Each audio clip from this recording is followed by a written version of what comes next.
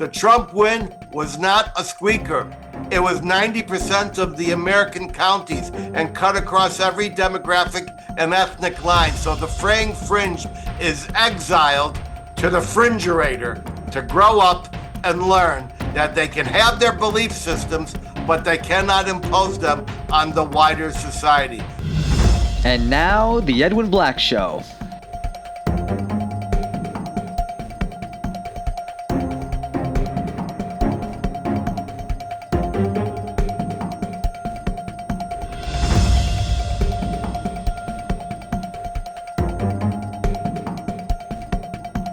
Sponsored by the books of Edwin Black, available on Amazon and at booksellers worldwide. And now, here's Edwin.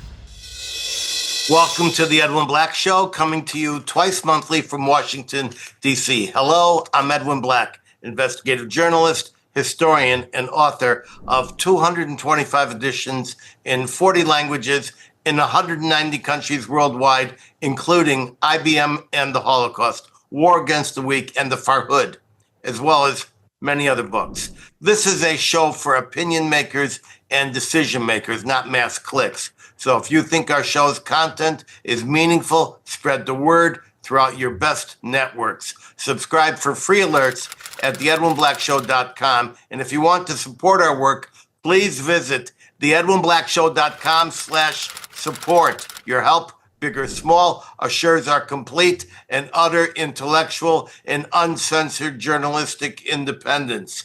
Today's episode is made possible and sponsored without any preconditions, requests, or stipulations by the historic re-release of the abridged IBM and the Holocaust audiobook, narrated by me and just re-released at Amazon, Audible, iTunes, and wherever audiobooks are found. And it's co-sponsored by members of both the Dallas and San Francisco Jewish communities. If you'd like to honor someone with a sponsorship, please contact us. That said, remember, please, I only speak for myself and for history. The same goes for my guests.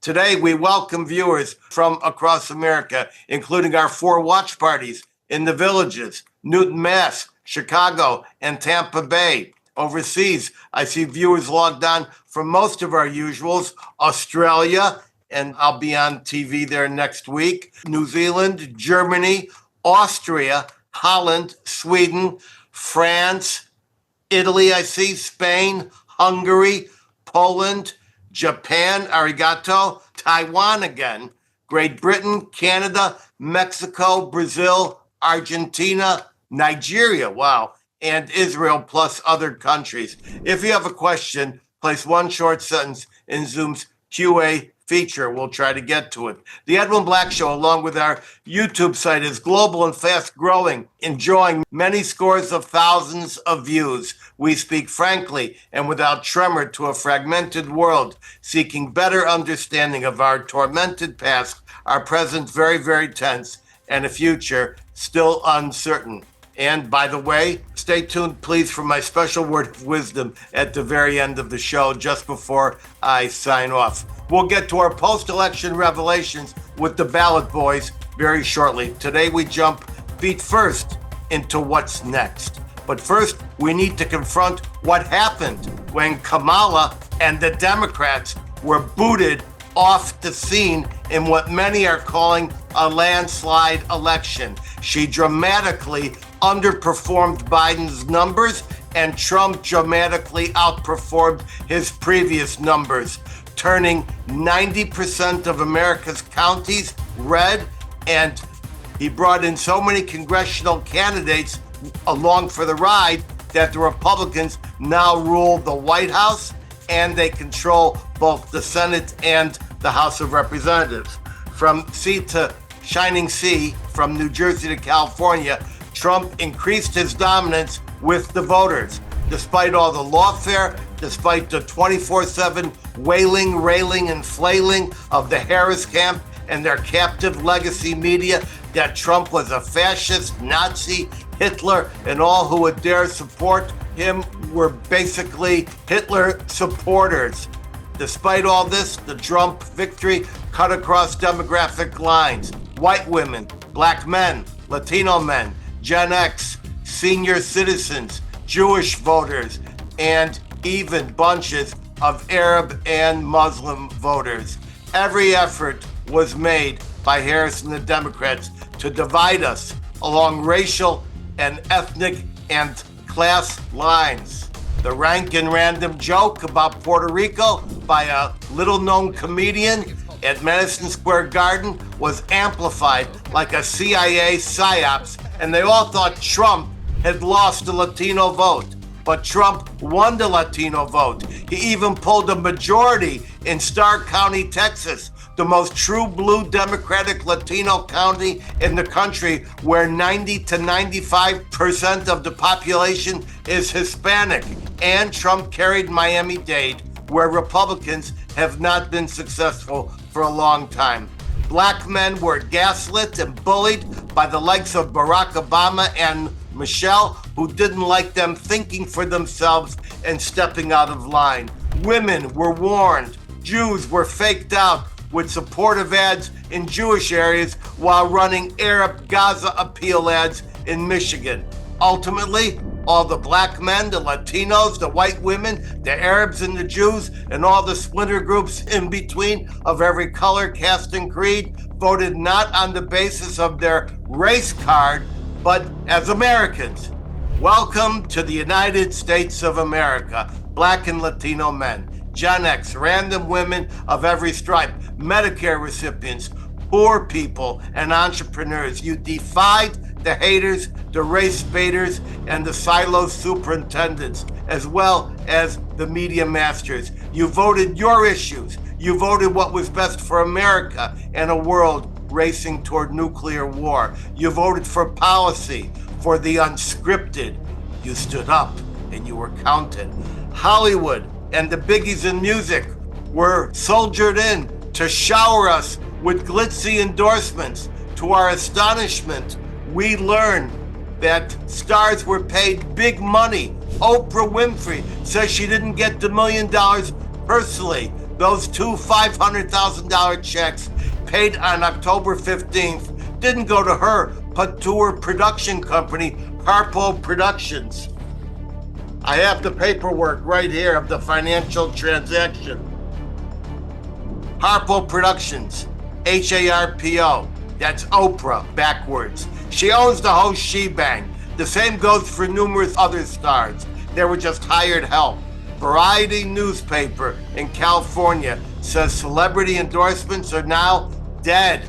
George Clooney says he wants to return to just making movies. Good idea. De Niro is history. If I want to see an aging gangster, I'll visit the real ones in Leavenworth Prison. Mostly the legacy media that we have, all called dead, have now been certified as dead by the cultural medical examiners. Yes, they're absolutely dead. And all you can see now when CNN and MSNBC try to mount a broadcast is the night of the Walking Dead. People woke up to discover the big lie.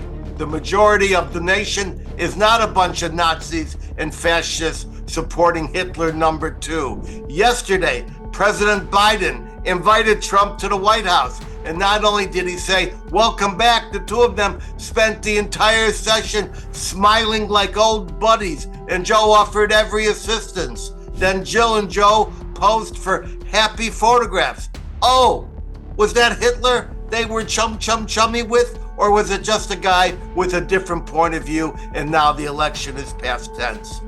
MSNBC and CNN are in free fall as viewers turn away from those networks for Fox or Yellowstone. MSNBC, the worst offender, featuring uber racist Joy Reid, has already now lost half of its viewership.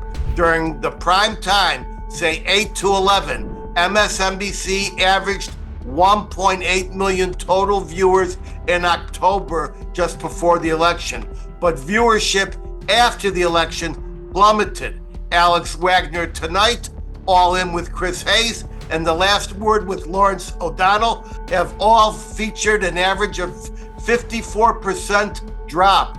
Meanwhile, Fox News is up 58% in prime time. CNN has had similar drops, and the bosses are getting ready to revamp the network. Chris Wallace has just quit because his contract renewal was pitifully less than his existing $8.4 million package. The nation now knows the truth, but the fringe media and their fringe audiences and their fringe base cannot, so they are doubling down. Their shows are filled with endless, tearful, and bewildered Democratic leaders bemoaning what went wrong, how the ultra-left lost America, and continuing to cry wolf, cry resistance, and just plain cry for themselves and their remaining audience until the studio bosses see their advertising rates drop so far the hate-mongering will no longer represent a profit stream to Wall Street. Remember, all this hate was just a psychological cigarette. While the damage was profitable, the corporate overlords were all in. But every cigarette ultimately burns itself out. As for the fraying fringe, they're now shaving their heads, uninviting their parents from Thanksgiving, planning their resistance. But at this point, and I quote the Borg from Star Trek, resistance is futile. The Trump win was not a squeaker. It was 90% of the American counties and cut across every demographic and ethnic line. So the fraying fringe is exiled to the fringerator to grow up and learn that they can have their belief systems, but they cannot impose them on the wider society. So chill out and enter the deep freeze as you please. This brings me to what is next. So much. I see so many smiling faces now on the street. The quiet sushi restaurant I go to was yesterday bubbling over with enthusiastic patrons. People in the drab office buildings are saying hello in the corridor. I slept good last night, and I've been advising others to sleep tight. The monsters of Jew hatred and anti-Israel animus that the Democrats and Harris were getting ready to empower will not be so empowered. To my community, to the Jewish people, the train has been derailed. You can put the suitcases back under the bed. Trump will excise the threat. He will protect our American dream and our particle in that dream. Now, to more precisely predict what exactly is in store during the Trump administration, I will move to what's next. Let's start with energy. Trump will re-enable the Keystone Pipeline and drill, baby, drill. Hence, we can replace the dirty and often sulfurous oil of narco-terrorist state Venezuela and the master terrormeisters and terror mullahs in Iran. Trump will re-enable exports of LNG to Europe, halted by a feckless Biden administration. The EU is already switching back to the US. This will immediately impact Middle East peace efforts, as well as Chinese hegemony moves on Taiwan, as well as shoring up our dollar and forfend any challenge to our currency. Putin's profit stream, enabled by Biden, will be diminished, and the cost of war in Ukraine will be too high to sustain. Plus, the cherry on top, the Detroit auto industry will not collapse at the end of this decade when the EV mandate fails. Let's move to the economy and fiscal responsibility. Trump will implement his tax cuts, giving every American more money to spend on achievement and the American dream. Undue regulations will be rescinded. Tax revenues will stream from all the growth. At the same time, the Musk-Ramaswamy Department of Government Efficiency will overhaul as much as possible. Offices will be moved from Washington, D.C. to other places like Nebraska and North Carolina.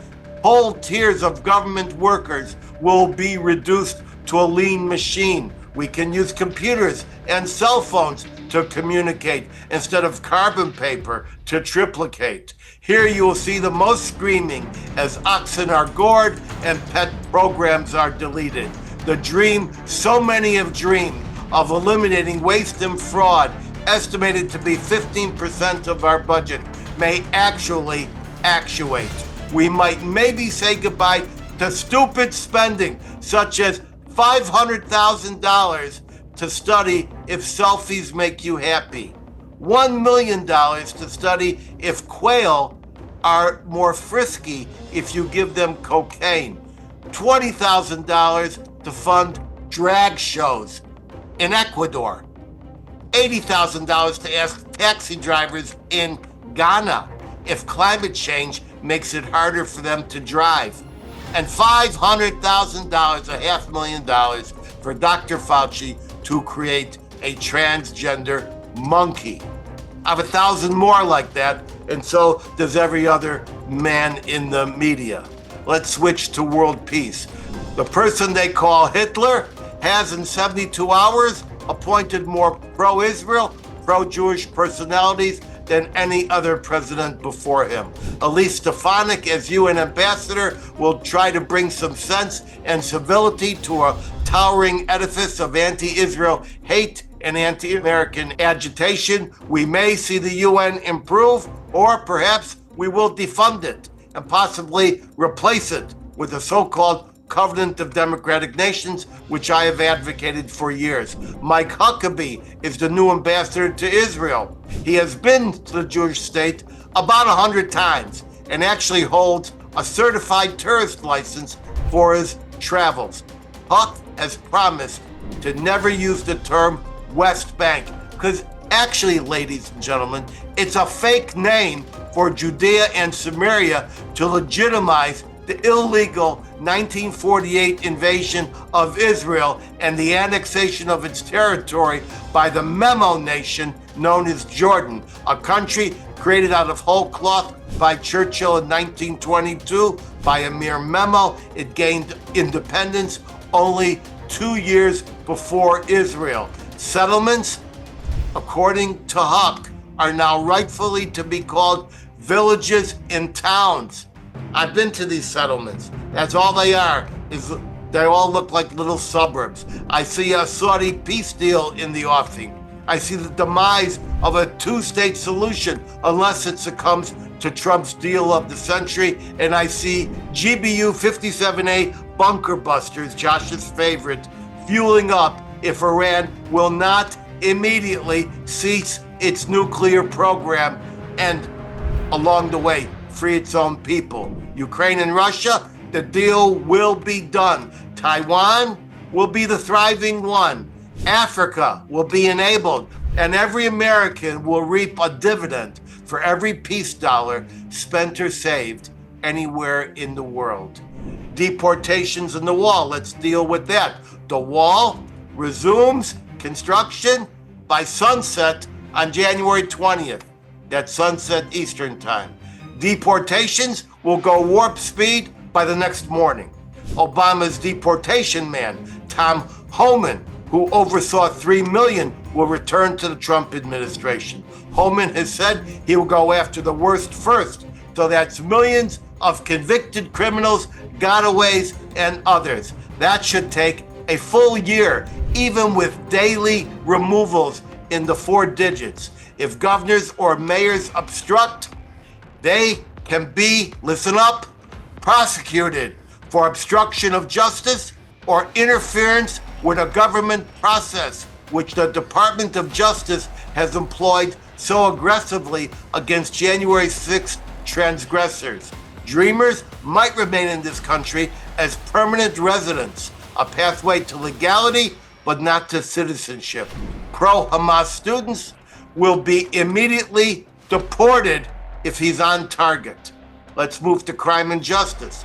Interstate transportation of stolen goods will become a major federal prosecution, and that should take care of all that massive pilfering we see in our cities. Strike forces will pop up in major cities to undertake the prosecution. Federal officials, such as impeached Homeland Security Chief Alejandro Mayorkas, might be prosecuted for misfeasance, for failing to act. This under Title 18, subsection chapter 3333 on misfeasance. We will see pardons for January 6th trespassers and rioters, and maybe even one for Eric Adams. And sit down, ladies and gentlemen. Something in my knee tells me there will be a pardon in the offing for Hunter Biden. Look for election law reform, but alongside the pardons, expect prosecutions as Trump and his community are demanding accountability for those who conspired against rights, his rights, election rights. And indeed, these are the very words which were used by Trump's attorney a few days ago when he admonished the Attorney General who was threatening, Attorney General in New York. I could go on, but the Ballot Boys have their own lists and thoughts. We start with Democratic strategist Josh Block, speaking to us today from Baku. Hey, Josh, I want to ask you, what's next? Thank you, Edwin. We're watching the Trump incoming administration name its cabinet members. I will say that so far the foreign policy appointments, CIA, National Security Advisor, and Secretary of State have been somewhat reassuring. That's in stark contrast to Tulsi Gabbard as Director for National Intelligence. Unless she's had a lobotomy and become someone different, she's a dunce and a deeply disconcerting choice. This is a person who in 2017 traveled to Syria and had a sit-down meeting with Bashar Assad. You recall that the Arab Spring began in, I believe it was, Edwin, 2011. So 2017 was when Bashar Assad was well past just gassing his people, but he was dropping fuel air munitions on people in Syria from helicopters, and is a real piece of shit. And this Tulsi Gabbard decided that she wanted to go over there and wipe his putty piece off her mouth. This is not a person who ought to be trusted with anything having to do with American intelligence. And the DNI job, while it may be a figurehead in charge of now the 17 intelligence agencies, it's a deeply disconcerting choice by President-elect Trump. Again, that despite Marco Rubio and Mike Walls as National Security Advisor and other choices. Now, maybe he's just trolling us. Maybe he's just deciding to appoint an idiot as this person as into this position and hope that the Senate will reject her so that he can appoint someone more sensible. That may be the case also with Attorney General, where he's picked Matt Gaetz, who likes to have sex with girls younger than my daughters. That's also not a great choice for a cabinet member. The guy definitely prizes loyalty, but he also seems to prize stupidity, at least in these two cabinet choices. So as far as what's next, Edwin, I don't know. I do think that the election was itself quite predictable.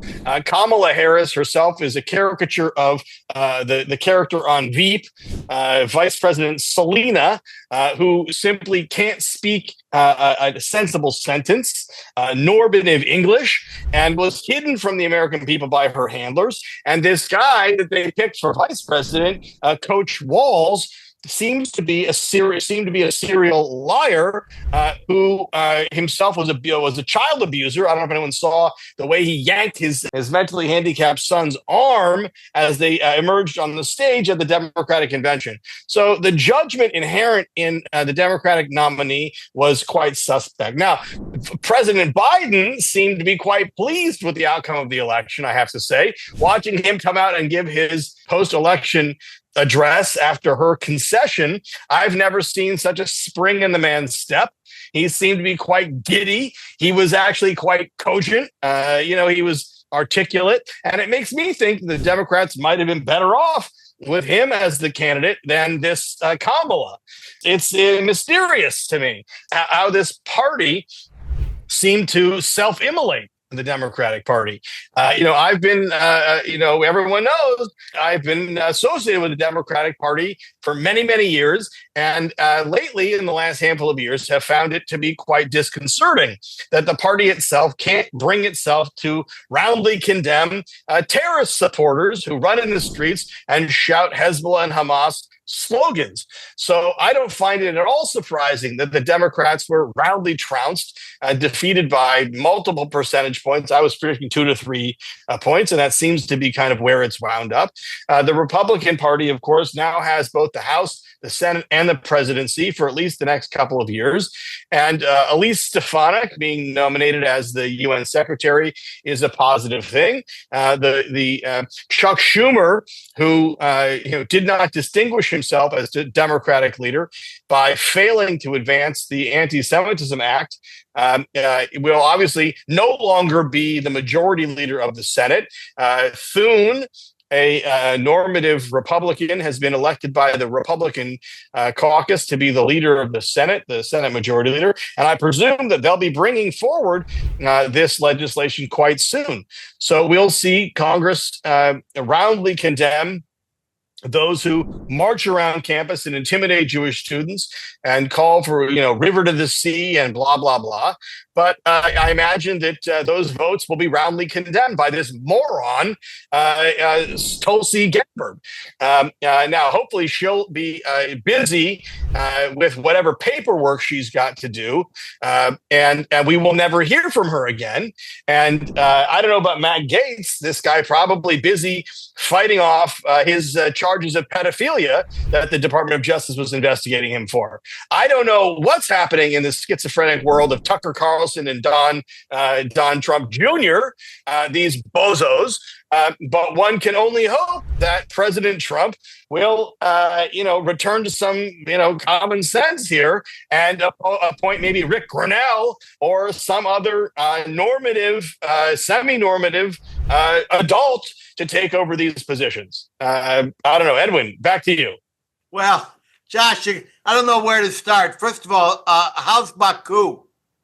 It's beautiful. This city is gorgeous. The Nobel family, of the Nobel Prize and dynamite was really one of the first. It was the first place in the world that oil was refined, and so it's a beautiful city that has ancient architecture, French Revival architecture, modern architecture.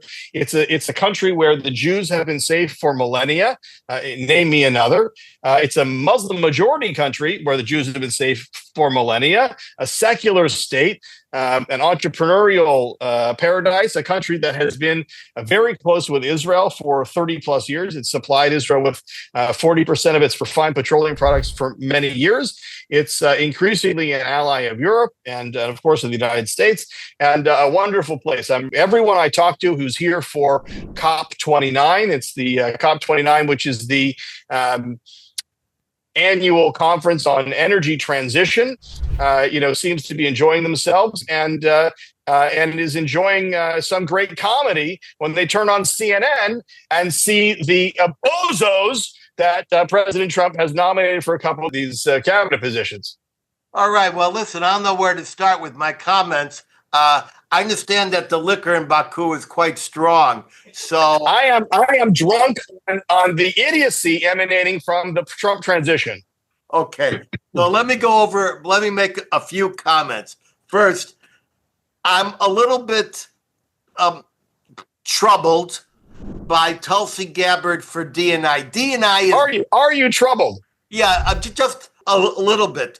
DNI is not a nothing. The DNI is supposed to ride herd on the integrity of the FBI, the CIA, and all of the other groups. It is the DNI which investigates the CIA. The DNI was created to oversee the CIA and the FBI in the wake of one of those internal spy scandals. I'm not sure. The 9/11, I think we're talking about. No, it was not. Yes, it was created in the wake of 9/11, and it is responsible for the consensus opinion of the United States intelligence community.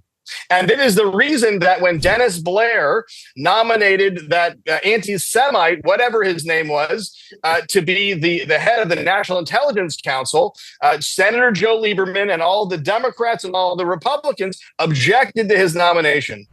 All right, now let me, but anyway, I'm really, your thought that maybe he put her out there so that she could be rejected and replaced is almost something plausible. Now, you mentioned Matt Gaetz. Now, was that Matt Gaetz or Bill Gates? Which Gates were you?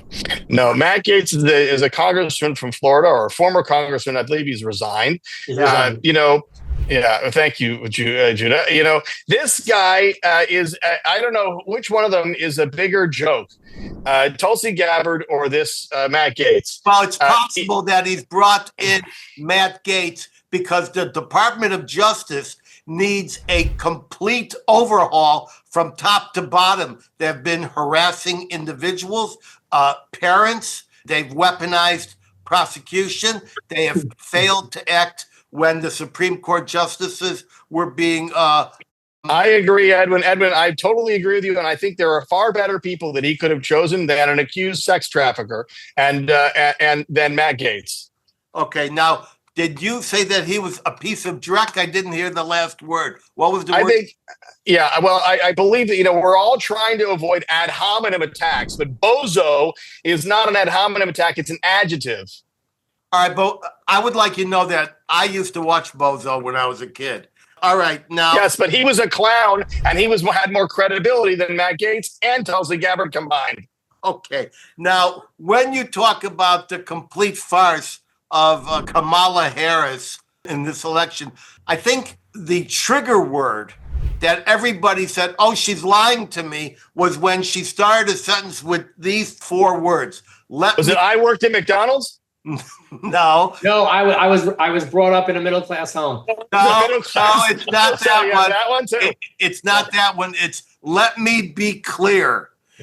She said, "Let me be clear." We know it was all going to be. Well, she's the author of the greatest word salads in the history of American politics. So anything but clear. That's right. It's a full buffet now. Although I will say, Edwin, to her credit, she was very clear when on The View, she was asked what the difference between her and Joe Biden was, and she said nothing.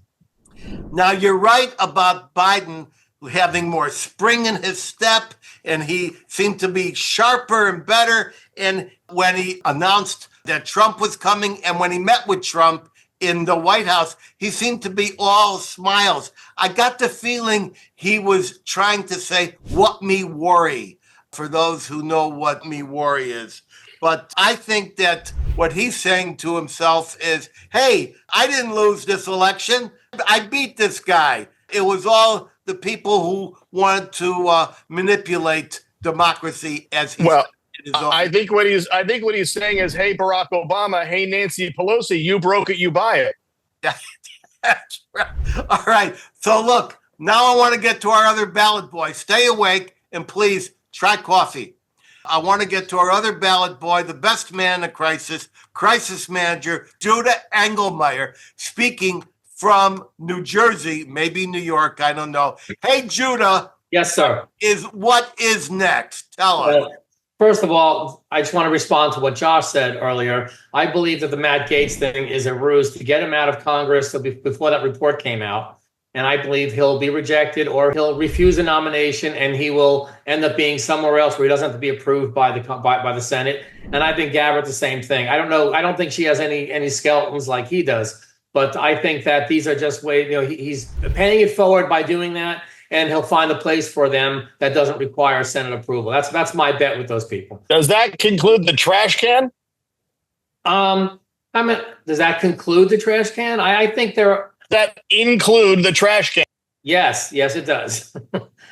In terms of fixing up the justice system, there are other people that Trump could put in who can very well do that. That would get Senate approval and that are better qualified. What I think that there's a lot to unpack here with this election. First of all, you watch the network and the legacy news, and they're going insane. CNN is going to fire half their staff, as we saw, and you mentioned that. Chris Wallace just left because he didn't get renewed. Jake Tapper's not getting a raise. Neither is Wolf Blitzer. and they look like they're looking to fire 600 people. That's because they came in dead last in elections, in the election coverage, and as well as all the other coverage. I think you watch MSNBC, they're just not realistic. They're taking no responsibility whatsoever. It's everybody else's fault. Everyone's misogynist. Everyone's racist. They haven't figured it out yet, but the people of America have figured it out, and slowly are figuring it out more and more. And I think that, while not everything Trump's going to do is going to be wonderful, and not everything he does is going to be seen as a great move. Some of them will be crazy, like some of these nominations that we've seen. But I think overall, the expectation is that he's going to put the country on a better track in terms of DEI, in terms of the economy, in terms of energy independence, in terms of fighting anti-Semitism, fighting corruption, things like that. And I think that, it might be funny to say that a guy like Trump can fight corruption, but yeah, it just like only Nixon can go to China, maybe only Trump can fight corruption. I think that he's been very different. His chief of staff, his campaign manager, was fantastic, and she's keeping him in line. And he seems to be walking a very different walk than he did, than he has in the past. He's not as he's been a lot less arrogant, a lot less in your face, a lot less obnoxious, and he seems to be trying to act a bit more presidential, and that's nice. In terms of the cutting out government waste, everyone's been trying to do it. If they can do it, go right ahead. Gesundheit. Hey, I wish them luck. There's so much garbage in the federal government, and if they can find some way of cleaning it up, I don't hold out much hope. They'll have a lot of resistance, and I think they'll have resistance from the senators as well, even the senators who support Trump, because a lot of those jobs, whether the left or right, no matter what they are there because a lot of people who get elected want to put their friends in jobs, and they create agencies, industries, departments, and things like that. And you're going to have a lot of pushback on that. I'm positive it's not going to be an easy task for them. But what I think the country looks like it's in a better place. Just like you said, when we walk down the streets, I see people smiling. People have a sense of relief on them. Kamala Harris was not the answer. Joe Biden seems to have known that, and he seems to be smiling like I've never seen him smile before. It's quite interesting. He's like a big "I told you so," a big F you to everybody else. And I think that listen, I don't understand the whole thing with paying Beyonce and Lady Gaga. I mean, if they love the candidate so much and really think it's important for the country, why aren't they donating their services to those campaigns?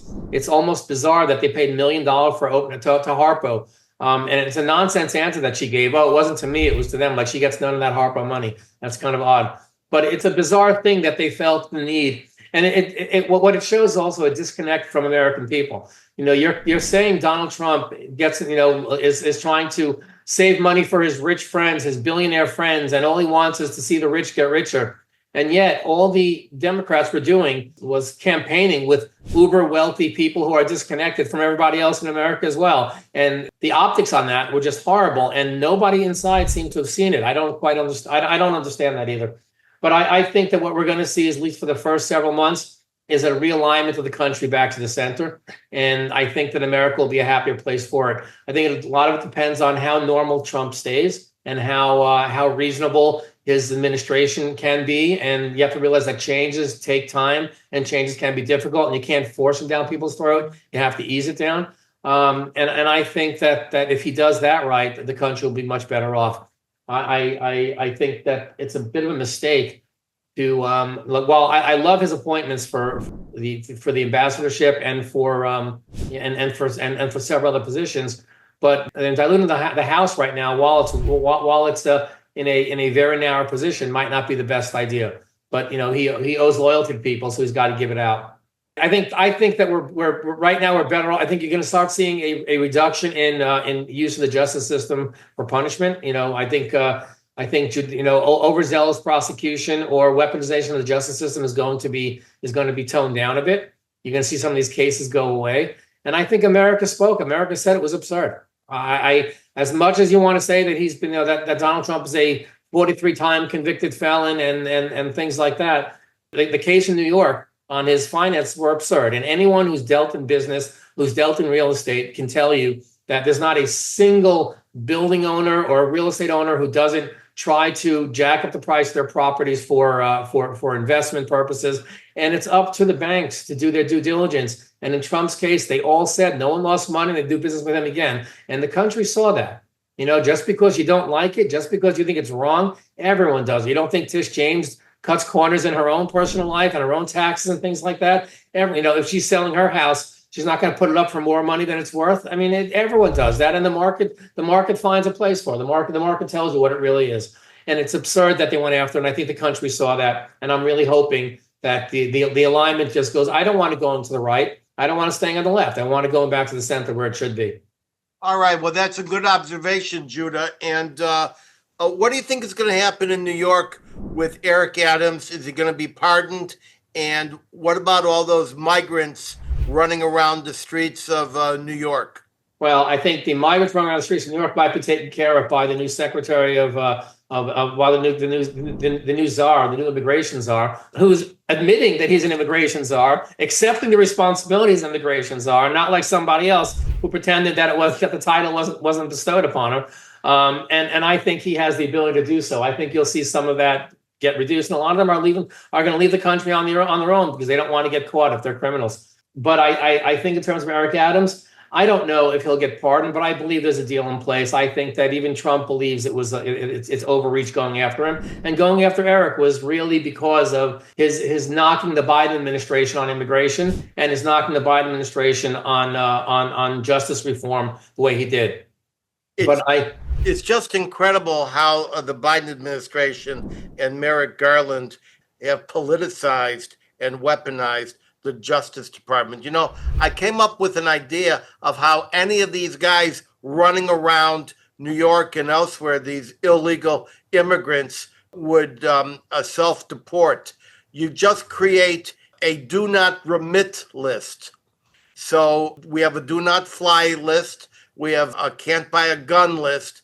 So as you know, remissions, which are the money that is sent every week back home via Western Union, that's the number one income source for Mexico. You could do that for any other country, and suddenly there would no ability for them to function there, and they would just ride off into the sunset. Very good observations. Oh, and what do you think is going to happen with Israel and the two-state solution now that we've got a wonderful foreign policy team in there? I think ultimately the two-state solution is going to be Israel and a joint venture on the other side, policed by Saudi Arabia and Jordan, and managing the land over there. That's where I think it's going to go. I don't think there's going to be a two-state solution with a Palestinian state that runs itself, unless there's a Palestinian entity that stands up and says, we are ready to be a normal government, worrying about our own people, not committing terror, and focusing on the health and well-being, the economy of the people inside.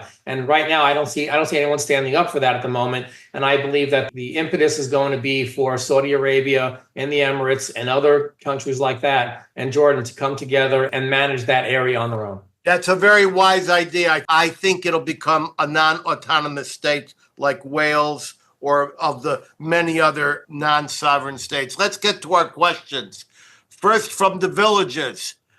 Bernie Sanders said the Democrats lost because they abandoned the working man. Do you agree? I'll answer that first. Well, can I answer that for a second? Yeah, go ahead. It's great that Bernie Sanders said that after the election. It would have been great for him to have been saying that 6 months earlier, a year earlier, and putting the Democratic Party back in line. Every one of these pundits who are saying that stuff right now, where were they a week before the election, a day before the election? They all fell in line until after it fell apart on them. So Bernie Sanders, I think he's sidelined at this point. Can I say I don't care what Bernie Sanders says unless he's speaking to the Communist Party convention in some other country.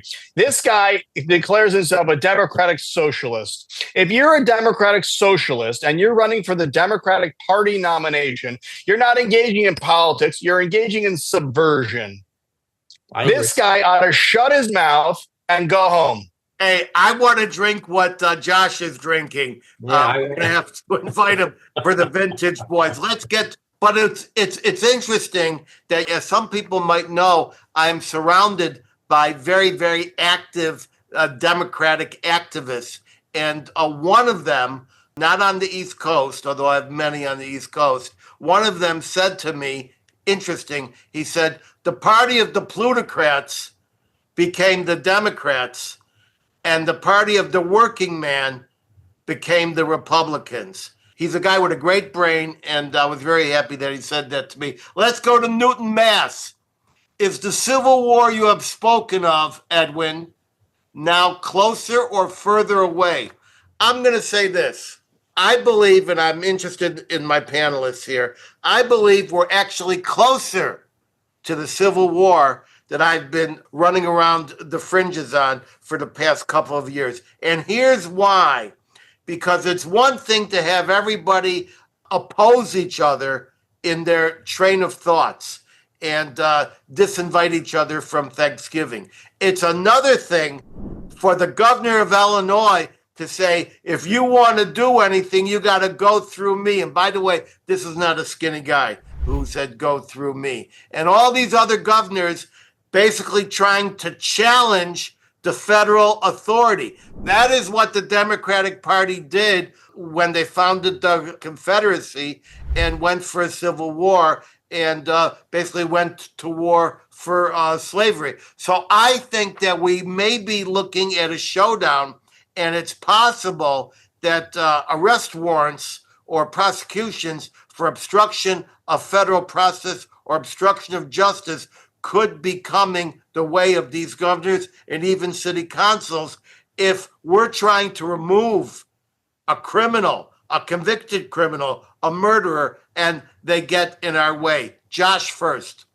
I don't think we're anywhere close to civil war. I think all the rhetoric about Trump's a fascist and whatever, this will be the last election we'll ever have and all this stuff is, unserious. It all went by the wayside when Biden shook his hand and said, congratulations, welcome to the White House. Yeah, I mean, what was that? Welcome, Mr. Hitler.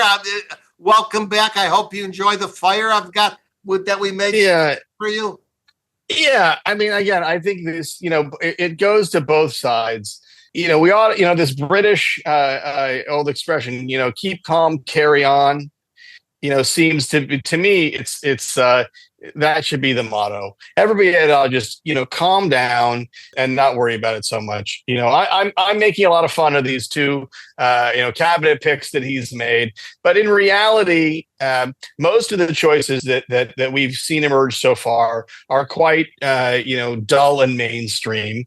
And frankly, even the border czar, the whatever immigration czar, has made very clear that the people that this administration wants to deport are criminals and those who are undermining America's national security. And by the way, had countries like Holland or others in Europe who have been so lax in their immigration policy acted with any alacrity to throw out people who were threats to their own societies, we wouldn't have seen the kind of absolute anarchy and attacks on Jews and others that we've seen in the last couple of weeks. So heaven forbid that the United States see that kind of action.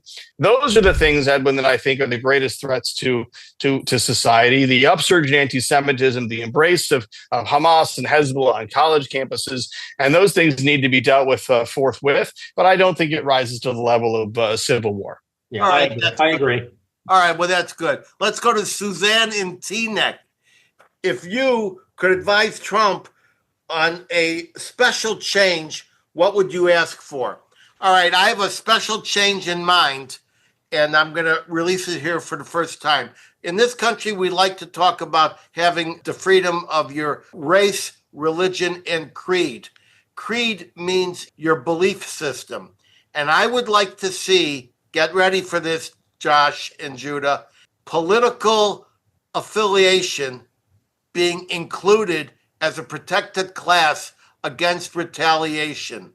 And we talk about what happened with FEMA, what the Justice Department has done. And I just believe that we should be, and this would cover Green Party, this would cover Democrats, Republicans, it would cover anyone in a legitimate party, and they should be free to express their political belief without retaliation. Josh first. Well, I mean, the Constitution already protects people from being idiots. And anybody who signs up to a number of the things you've talked about, including BLM and Code Pink and all these other things, are just plain idiots.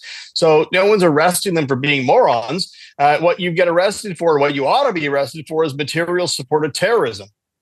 That's what I'd like to see. Greater enforcement of the laws that we already have on the books that prevent people from going out and supporting terrorists and those who want to destroy the United States, period. Well, now there's a thin line between material support for terrorism, and I'm with you on that, and, quote, expressing your opinion about Hamas and Hezbollah. And I think that line is fuzzy, and I'm in favor of your idea. And I believe that people who are rallying for and giving publicity to are providing material support for terrorist organizations should be included. Judah, what would especially Edwin, when they're hiding their faces behind masks? That's right. I agree. And Judah, what would you like to see if you could have a special thing? My own special thing?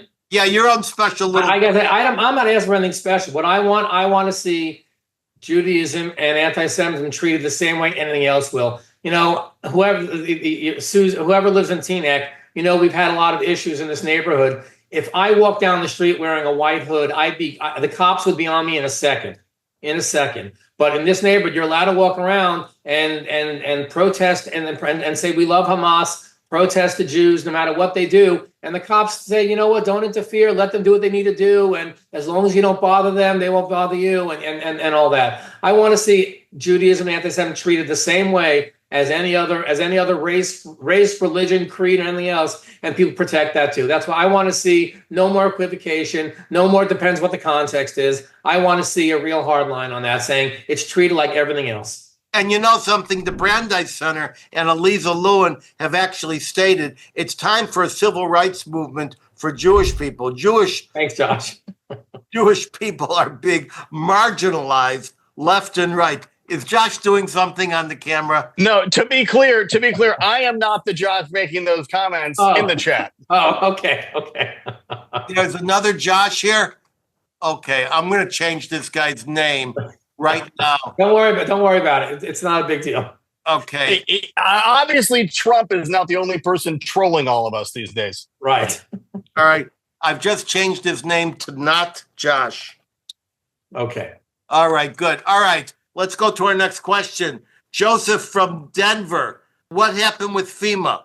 Okay, it's a short question with a not so long answer. It's a short answer. FEMA had a rule in North Carolina and Florida to skip over houses that needed help if there was a Trump sign on it.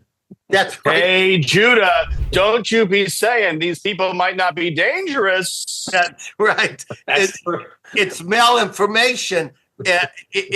First, they accuse us of malinformation, misinformation, false information, cheap fakes, and everything else. And She admitted. She showed us the memo. Not only did she admit it, she said, everyone's doing it. That's our policy. So the FEMA person says, oh, no, it's only this aberration. It's not an aberration. It's an institution within FEMA. And that's the kind of thing I'd like to root out. I think the new Trump administration is going to rule that out. Let's hear from Bruce in West Virginia. How will Stefanik's Republican congressional seat be filled since they have a Democratic governor? Now, that's a great question. Special election has to be called within 30 days and actually within 90 days, I think. And it's a Republican district. I think that Republican will win that easily. All right. So what you're saying is the special election only involves her district, right? Correct. And that would be, in what district is she from? She's upstate New York. I don't know exactly which one, but she's in a very red upstate district. So it will be safe. Okay, understood.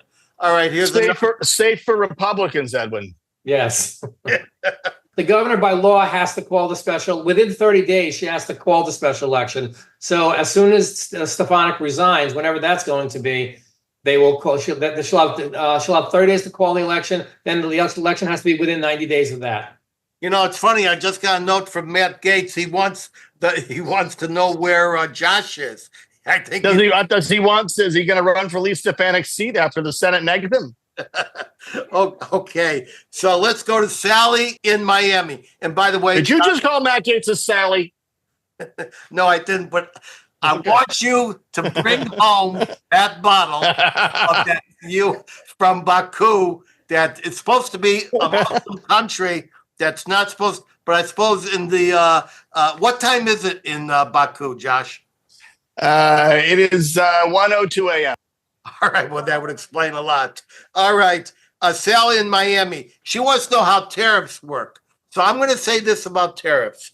First of all, tariffs is not a sales tax going to raise everything. What happens is that if you have a choice between a more expensive Chinese product and American product, you will pick that.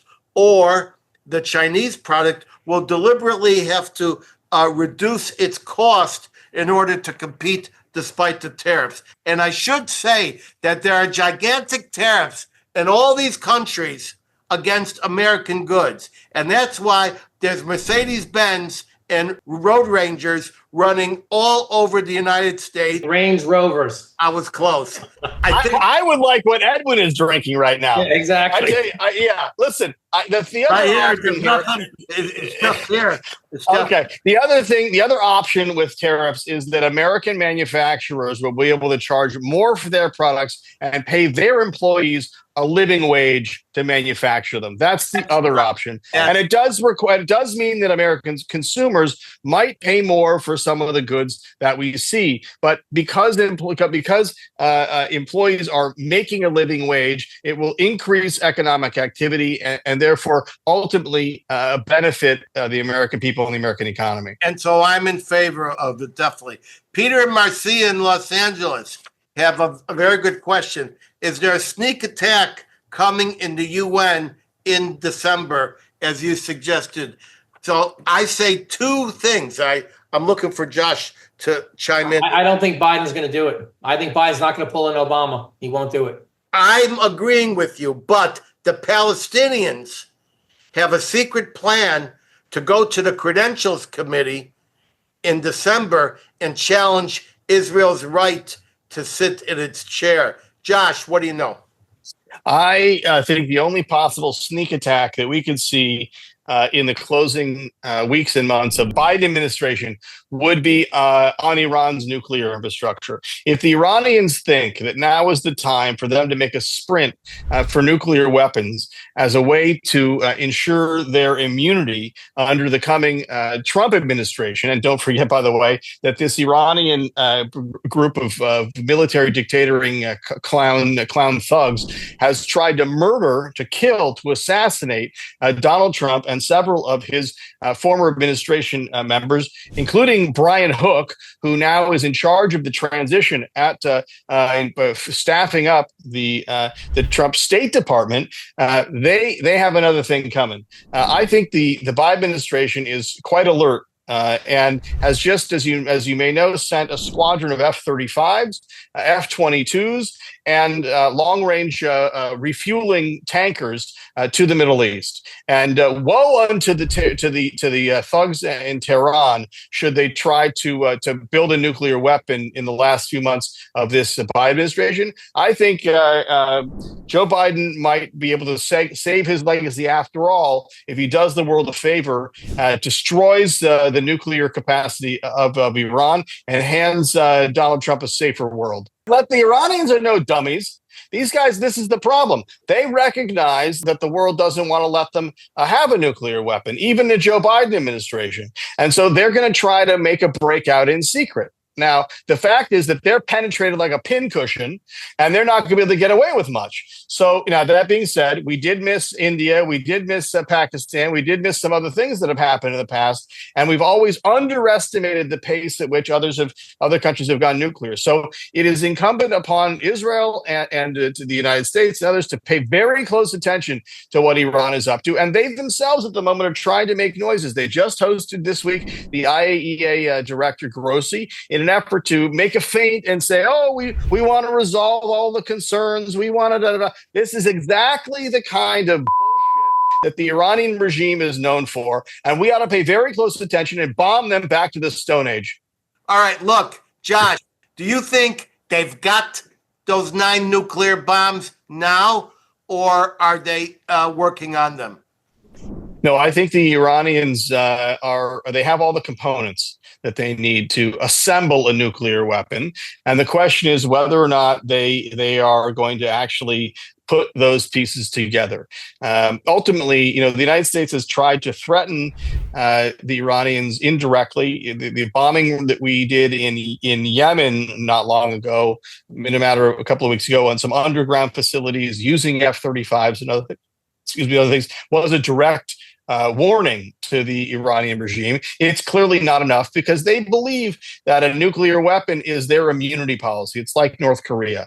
And, the only remedy the United States has to undermine the Russia, China, Iran, North Korea nuclear arc that's emerging is to act with decisive firepower and militarily destroy Iran's capabilities. And by the way, because Israel struck very forthrightly and took out their air defense and destroyed their capacity to manufacture ballistic missiles, the Iranians are more vulnerable to that kind of attack. Of course, absent their deterrent, so to speak, of Hezbollah.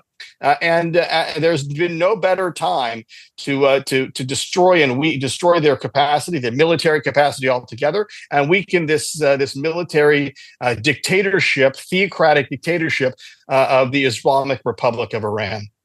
All right, now, do you believe that the warheads unloaded, that they put the core into the R-265 shock generator to create the warhead, but the warhead is not in the shachab? I think that they have done the work that they need to do to produce these spheres, the spherical cores that make up the nuclear weapons. And they could assemble nuclear weapons rather rapidly. We know that during the early 2000s, they had a crash program to manufacture 4 nuclear weapons under what they then called the Ahmad program. That was 5 nuclear weapons, and that they did not. They were unable to assemble them completely because they didn't have the enrichment capacity to actually make those cores. We know in the subsequent years that they tested a variety of triggers. They used uranium metal. They did spherical construction. All of these different things that would enable them to have all the components they need to assemble those warheads. I don't think they've quite gotten that far, but it would be not such a stretch to think that they could be able to do that. The Israeli establishment always talks about acting before the roof closes, which is to say to act before it's the last possible moment to stop the Iranians from assembling those weapons. That's what they've said. Exactly. So the point is, I believe that the cores are ready, and the cores may not be actually loaded into the warhead, which is just to put it in there, connect everything, and connect the 2 halves of the hemisphere, and then move it in, because I think Israel's got such intelligence, they're in the walls, that the moment that they try to load those Shachab 3 nose cones, that is the moment that GBU 57As are going to drop. Edwin, I would also mention that in the last week or so, there's been some reporting that the Qataris have been instructed to kick Hamas, the leaders of Hamas, out of Qatar. And I would note that there is a vacancy in a guest house in an IRGC guest house in Tehran, and one would hope that those Hamas leaders would find their way to that guest house. That's true. All right, look, now I could go on for a couple of hours. I know Josh wants us to go to 2:00 in the night in Baku, but I'm going to give the last question here. It's really good. It's from Melanie in Jacksonville. She's asked questions before.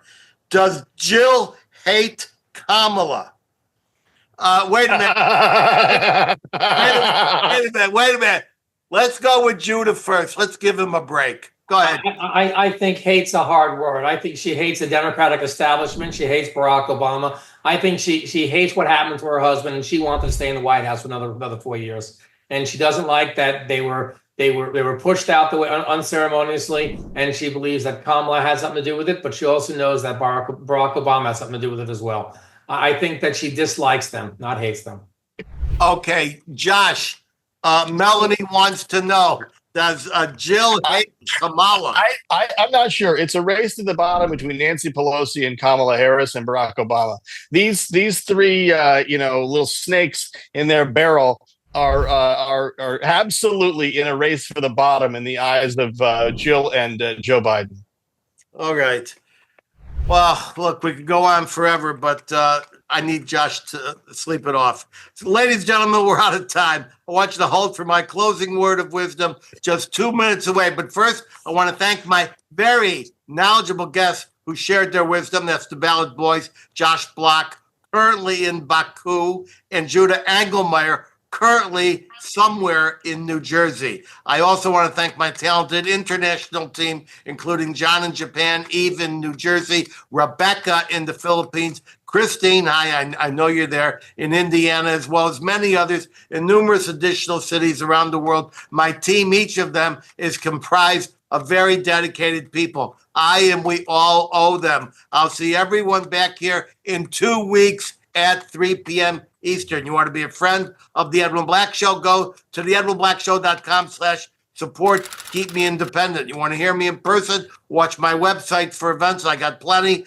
Consult my events page at edwinblack.com/events. Until then, head over to any Barnes & Noble in the U.S. or any Amazon, Walmart, iTunes, Google Books, Kobo, or Audible.com platform in 190 countries across this roiling, toiling, boiling planet, where you can find any of my 225 book editions, such as IBM and the Holocaust and Banking on Baghdad. You want an autographed copy? Hit edwinblack.com and click books. Get access alerts to participate live in future shows at theedwinblackshow.com. You'll see a much enhanced and exquisitely produced version of this show, where we delete many of the words that Josh used in about a month, and prior episodes you can see there. By subscribing to our YouTube channel at The Edwin Black Show, click the notification button, please, like tens of thousands of others have. You will love them. We put new ones up each week, produced by a bold international crew. Follow me at Edwin Black Book on X, as well as Facebook. And now for my closing word of wisdom. Ready? Just because the train has been derailed doesn't mean it can't get back on track. I'm zooming out from our nation's capital. Bless you all. Thank you.